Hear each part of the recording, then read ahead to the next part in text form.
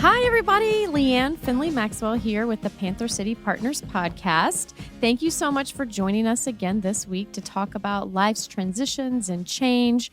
Remember, the only thing constant is change, but you don't have to go it alone. This week, it's just me by myself, but I'm pretty excited about that because as the semester is getting underway, the new fall semester for this school year, I have started working with lots more student clients. And there's a theme in most of our beginning sessions, and that is about time management. So I wanted to spend a little time talking about that today for our college listeners, but also family listeners can gain a lot of information and a lot of clarity about time management. Now, I know thinking about time management, some people are like, what does that have to do with transition? Well, it actually has everything to do with transition. How we manage our time really enhances our productivity. It helps reduce stress. It helps us master and achieve a life balance. And it helps us be better. I don't always like to use the word multitasking because I think that's kind of a myth. Like you can only really focus on one task at a time. But if you know what the different tasks you need to focus on are, then you are better at managing how you're going to do that. Um, it also really helps for college students. Learning how to manage your time is super important because it's a skill that doesn't just suit you for college. It really helps suit you as you move out into the world and not just in your career, but also in your life. So, one of the things that I talk about a lot with my students is that college is so much different from high school because in high school, someone else was kind of managing your time. Someone else was telling you when to go to class, when to show up for practice, when to do your homework. But then you get to college and suddenly you're in charge of your time. Yes, you have classes that meet at a specific time, but you got to choose that time most of the time. And you have to then figure out how you're going to get all of your work done, not in this 8 to 3 school day. So it really helps you reach your goals if you can use your time wisely. So, there's a couple of different tools that I'm going to be talking about. And if you're watching via YouTube, you'll get to see these tools. I'll hold them up for you to see. But if you're listening via a podcast player, which is wonderful, please keep listening that way. I'll describe the tools so that you kind of understand what they look like. And then if you're interested in some of these tools, please feel free to reach out to me via Instagram direct messaging, or you can email me. Always email me at leann@panthercitypartners.com and I can get these resources to you if there's something that you're interested in. So, the first one is this it's a pretty basic. It's called a time management worksheet, and it is a very basic table. And across the top, it has Monday through Sunday written, and then there's columns so that there's columns that are associated with rows of time. So this specific time management worksheet goes Monday through Sunday, and it starts at 7 a.m. and it goes until midnight. Now, we all know that college students' days may not always start at 7 a.m., but the rest of us have usually started earlier than 7 a.m. So if this is the kind of worksheet that suits you, you can always change it. I mean, this is a simple table that is made in a Word document. This is not a fancy um, resource that I have created that it cannot be recreated, but it's a really functional resource. So the first thing that I have my college students do is go ahead and put on this time management worksheet all of your set in stone things. So if you have class every week, Monday, Wednesday, Friday from 9 to 10, you're going to write that in there. And you're not just going to write the word class, you want to write what class it is. So if it is a sociology class, you're going to write sociology, psychology. You can use an abbreviation, but you want to be specific because if you just put class, if you were to show this to someone else or you were to bump your head and have temporary amnesia, you want to remember what's going on. So you put in all of the definite things. So if you all of your classes, all of the set in stone things for the week. So classes, club activities that you're involved in, sorority and fraternity meetings, if your work schedule. The goal really here is to get everything on one sheet of paper so it's really easy to see. Now, I do love individual planners and calendars. I think that those are very valuable, but sometimes it's good to just see what a regular week looks like because inevitably on our planners and in our Google calendars, we have a lot of additional things. With a family, I don't just have my stuff on my calendar. I have my spouse's stuff, I have my kids' stuff, I have my volunteer stuff, I have our extended family events. So having a one sheet of paper that has what a quote unquote regular week looks like can be a really good visual aid for the person who's managing the time, which is you. So you want to put on this time management worksheet everything that is set in stone. You can't move these things around. Then you take that paper and you look to see where are the gaps. Where's the white space that's left over? And that's really important when you are first starting college. One of my new clients yesterday, I just met with him. I drove out to Wichita Falls and we met. He's this awesome kid. He's starting his freshman year. He went to school in Fort Worth ISD and he's headed out there. He's a biology major. He's going to do great things. He wants to become a doctor. But one of the things he told me was if you don't plan, you fail. And I was so excited that as a freshman, he already understood the value of planning because if he doesn't plan, he won't have time to get everything done. In college, that's pretty critical because, like I said before, you're often used to someone else doing all this planning for you and you just show up and do the work. But in college, when you have way more free time, time that is not managed by someone or something else, it's really easy to let that time get away from you. So when you have completed the time management worksheet with all of your set in stone classes, meetings, that kind of thing, then you go back in and you look for the white space. And that gives you an idea of where you can start studying, where you can start using your time. You know, if you're a nap person and you just feel like you have to have a nap every day, put that on here so that you know you've got it in here. Now, I make these in pencil because I like to be able to go back in and change things. But you can also do what I've done and make about 50 copies of it and you can change it. The thing about a time management worksheet is it's a living document and it's going to change. So you might make your regular weekly schedule for a week, see how it feels, see if it's working for you. And if it's not, you might have to change it next week. Once you know when your free time is or your available time that I prefer to call it available time because free time has that connotation that you can do whatever you want with it. But when you're in college, we all know that you really can't do whatever you want with all of your time. You really need to be focusing on the task at hand, thinking about your goal of why you're here and if you want to stay here.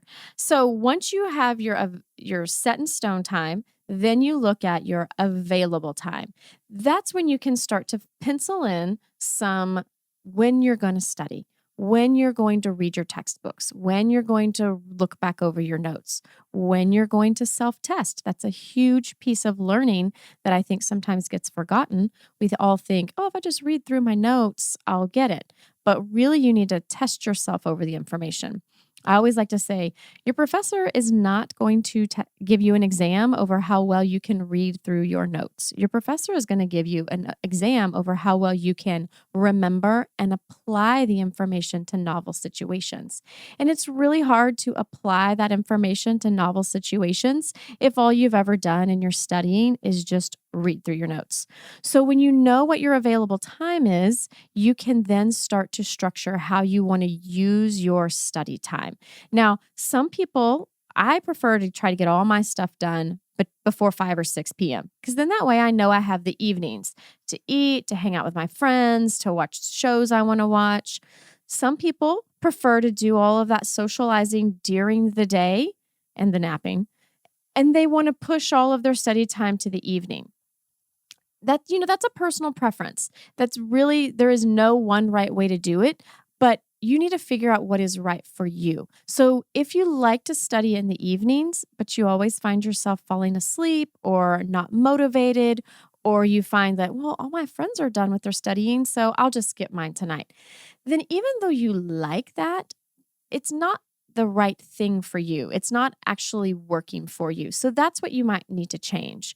Um, if something's working for you, by all means, continue doing it and be successful. But if something is not working for you, that's where you want to start to tweak things a little bit in your time management endeavors. So, figuring out what your available time is and how you're going to use it. If you have 2 hours between classes, that is not wasted time. There's a lot that can get done in an hour and a half or 2 hours. So, think about that. And those are the things that I talk about with my clients on a more individualized basis, because one person is going to see 2 hours and think, oh my gosh, yes, I can get so much done. Another person is going to see 2 hours and say, well, I have to walk back to my room and I have to get a snack and I have to change the stuff out of my bag to put my other stuff for my next class in my bag. And then I have to walk all the way back across campus to the library. And so I really only have like 45 minutes. That doesn't mean there's not time. It just means that they want to use their time differently. So those two groups of people, the one person who has everything for the whole day in their bag already and doesn't need to go back to their room versus the person who likes to go back to their room between every single classes. Both of those models work. You just need to figure out the one that really does work for you. I was one of those students in college that if I went back to my room, I was probably going to lay down and take a nap. So I had to get everything in my bag before I left my dorm room or before I left my apartment and stay away from my bed all day long. Because if I got near it, I was going to study in my bed. And that always wound up me falling asleep. So you know yourself. Remember, I've talked about this before. Trust yourself. You know yourself better. And if you don't feel like you do know yourself very well yet, because those of you who are starting college, you haven't had the opportunity to do this yet. So practice. 1 week, try one way, and the next week, try a different way, or one day. It does take a little bit of time. That college transition is not just about taking harder classes at the college level. It's about learning more about yourself, and how you use your time is one of those. So the time management worksheet is a great way for you to figure out what your available time is, and then you can figure out how you want to start using it. Now, the next tool I use with my clients, which I have some students that I have been meeting with for a couple of years now, and we just get together basically at the beginning of each semester to fill one of these out together. It is a semester at a glance calendar. And so if you look on here, I'll tell you about it. It has 5 columns for Monday through Friday, and then it has rows through the end of the semester. So a lot of the students I work with started school back on Monday, August 26th, and they'll go to school for about 15 weeks, and then they'll have a week of finals. So I have 5 rows across the page, and then I have 5 columns across the top of the page, and then I have 17 rows. One of them just has the days of the week. Now, this is an entire semester's worth of class days on one sheet of paper. This can really be, I don't want to say life-changing, but it can really blow your mind as far as your semester goes. Because what you do with this piece of paper is once you have it, you get out all of your syllabi from all your different classes. If you're in 5 classes, it's 5 different syllabi. Whether they're online or in a piece of paper, you get them all together and you start with one class, sociology, and you write down all of the assignment due dates on this semester at a glance paper.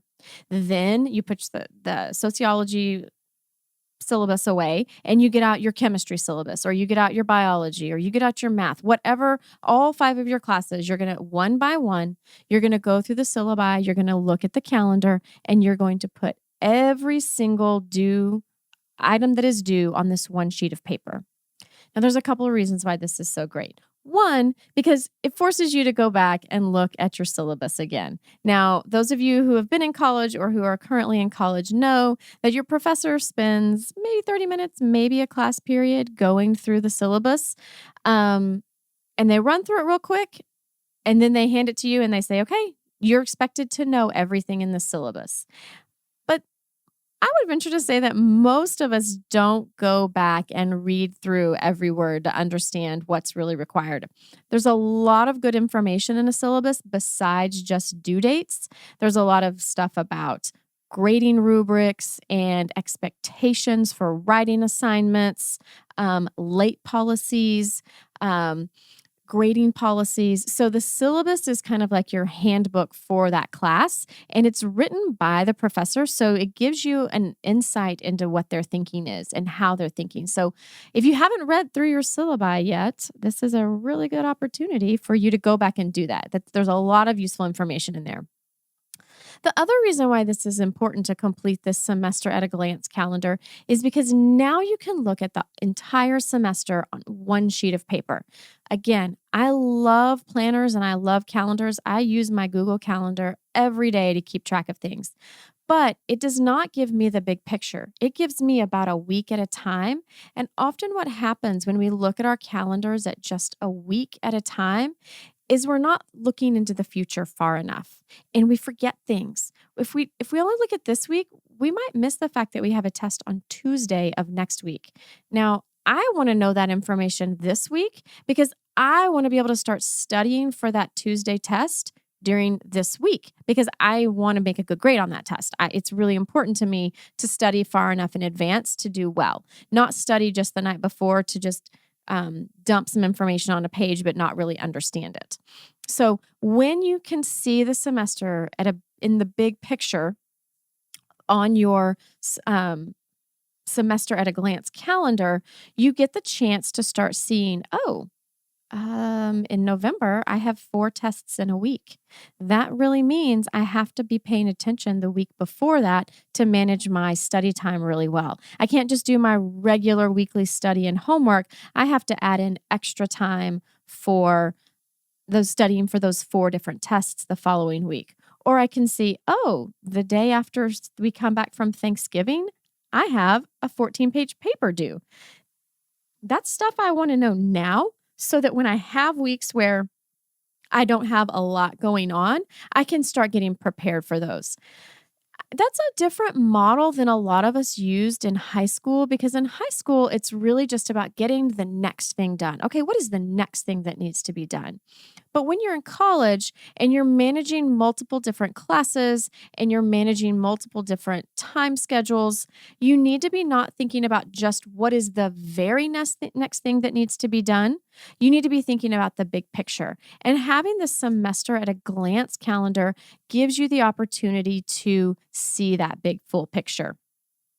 Now, another nice thing about the semester at a glance calendar is I'm a big fan of crossing those days off. When I've gotten through a day, I mark through it. That way, as each day and each week and each month progresses, I can see how much closer I'm getting to the end of the semester because I like a goal. But also, it reminds me when I look at the top of the calendar, all of the things that I've crossed off, it reminds me of my accomplishments. It's easy once you get into the bogged down in the middle of a semester, past midterms, close to finals, to get bogged down and think, this has just been a slog. I don't feel like I've done anything. I just feel like I work all the time, but I haven't accomplished anything. But you can look back at your semester at a glance calendar and see, yeah, I've already taken 4 statistics tests. So I've done this before. I can keep going. Or I've already turned in 3 papers for English. I just have 1 more. I can get this done. So you want to use your semester at a glance calendar not to just look forward, but to also, and not just to look backwards, but it's really about seeing that big picture of what do I need to do? And what have I accomplished? Because that can be a really helpful motivation to get you over that finish line at the end of a long semester. Now, the last tool that I like to use with my students can be, you can use this in a calendar, in a planner if you would prefer. I like to have it as a separate sheet of paper just to get people to start using this method, but it doesn't have to stay like this. Again, this is just, all of these are documents that I have created in Word that use a table and then blank space. So this last one has basically 2 big sections. It does have 5 rows, but there's 7 columns, and it's to look like a week. Okay, so you have 7 days of the week. Now you could put in here the days of the week, but sometimes when I'm creating this, I don't start it on a Sunday. So I want to be able to start it on whatever day that I'm on right now so that I can look forward. So what you do here is at the top of the page is the items that are due. DUE, the due date. So if I have on, let's say, Tuesday, September 24th, I I have an item due, DUE. Then I'm going to use the bottom half of this calendar, this weekly planner, to what do I need to do in order to be prepared. So each day of the week, you have items that are due, they have a due date. And then at the bottom, each day of the week, you have items that are to do. I think this is important because sometimes the to do part gets lost. We all put in our calendars and on our planners all of our due dates. So we know when the item is due, but we don't remember to think about what we need to do in order to get to the due date. So this gives you an opportunity to have all of that in one place. Now you can very easily do this with a planner. You just at the top of your at the top of a box for a day, you have the due items, DUE, and then you can do a little dotted line or a little line, and below that put the to do. Now, if I have a paper due on September 24th, the to do items for that paper are going to be in the days and weeks leading up to the 24th. So you want to be able to manage that so that you can see not just what is due, but what you need to do in order to accomplish the goal or accomplish the task for the due date. Now, that seems like a lot of pieces of paper to work with because especially this week by week calendar, sometimes you fill it out every week, and that can actually be a really good thing to set aside a time each week where you get all of these calendars together. Your weekly time management worksheet, your semester at a glance calendar, and a blank weekly due and to do worksheet. Then you can use your semester at a glance as a guide for what you need to add for the due section, and use your weekly time management worksheet to help guide you on when you can get your to-do items done. So using these three resources or these three tools in conjunction really can help you manage your time better. Now, we all only get 24 hours in a day, so it's not like the person who is super on top of things has more hours in a day. They just use their time in a more efficient manner. Now, working with these three resources, I'm not going to lie, at the beginning, it feels clunky. And at the beginning, it feels like, God, I'm just spending all this time writing things down. But if you are consistent about using them and consistent about returning to them and looking at them again and again, you're going to find that you're getting those deadlines. That, I think, is one of the biggest pieces of this whole college thing. Your professors are not typically constantly reminding you when your items are due and that you need to be working on them. That now is your responsibility. Just like now as an adult, it is my responsibility for making sure I get my tasks completed before their deadlines. My boss, well, that's me, but my boss isn't standing over my head telling me all the time, remember, that's due on September 28th. Remember, that's due on September 28th. I have to do that for myself. So if I can learn this skill at an early age, it's going to make it so much more beneficial to me in the long run as an adult. So using your time management worksheet, your semester at a glance, and your weekly to-do worksheets, using those in conjunction to make sure that you are meeting all of your goals and deadlines, but really so you can start to see what it really takes to get the job done to meet your goals and deadlines. We often are not very good estimators of how long a task is going to take us. And so the first couple of times you use a to-do worksheet, you might find that you're not giving yourself enough time or enough days or enough hours to accomplish your goals. But the more you use it, the more you'll realize, oh, last time I only gave myself 2 days to write that paper, but I wound up spending the last night, I was up until 4 a.m.